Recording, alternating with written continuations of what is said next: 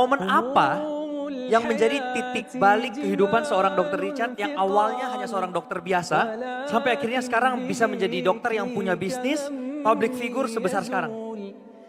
Oke, ini menjadi salah satu titik balik saya sih sebenarnya. Di tahun 2018, tahun 2021, saya salah satu dokter terkenal di Indonesia. Mungkin di sini beberapa mungkin sudah lupa, tapi saya salah satu dokter yang terkenal dan salah satu dokter yang paling dicari di Indonesia. Dulu itu menjadi kebanggaan saya. Ketika ada orang, saya kan tinggalnya di Palembang, bukan Jakarta.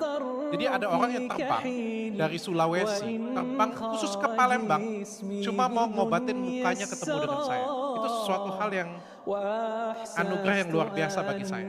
Kita dicari-cari orang, dielu-elukan orang. Dokter Richard dokter yang hebat. Kami terbang loh dari Irian Jaya, cuma pengen ketemu Dokter Richard.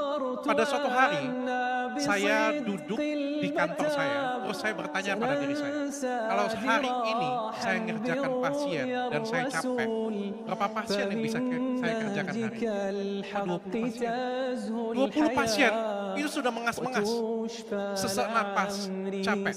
Pada waktu itu saya bilang, saya punya dua opsi seperti ini. Yang pertama, saya tetap menjadi dokter seperti sekarang, di mana saya dielu-elukan orang, saya dokter yang hebat, tangan saya bagus, trainer yang hebat, atau saya harus menjadi dokter trainer. Saya harus ajarin dokter-dokter saya harus bimbing dokter-dokter saya, dan saya harus fokus di media sosial, tapi saya harus meninggalkan predikat dokter yang hebat tadi. Something di dalam diri saya gak mau. Ada ego dalam diri saya.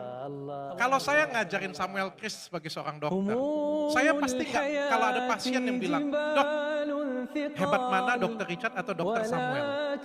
Dalam hati saya pengen saya ngomong, tentu saja hebat saya. Orang saya yang ngajarin dia. Melunakkan ego saya itu sangat sulit sekali. Tapi ini pelajaran untuk kita sama-sama. Pada waktu itu, saya memutuskan saya nggak mau 20 pasien sehari. Saya mau 2.000 pasien satu hari. Dan untuk capai 2.000 pasien satu hari, saya butuh 50 orang seperti Dokter Richard. Nggak bisa satu Dokter Richard melayani 2.000 orang. Saya butuh 50 orang yang skillnya sama seperti Dokter Richard.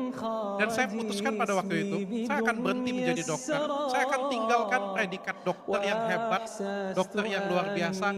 Saya akan berkorban dengan berbicara bahwa Samuel Chris adalah dokter yang saya training dan dia jauh lebih hebat daripada saya. Dokter Grace Sinambela, dokter saya di Medan, adalah dokter yang lebih hebat dari saya.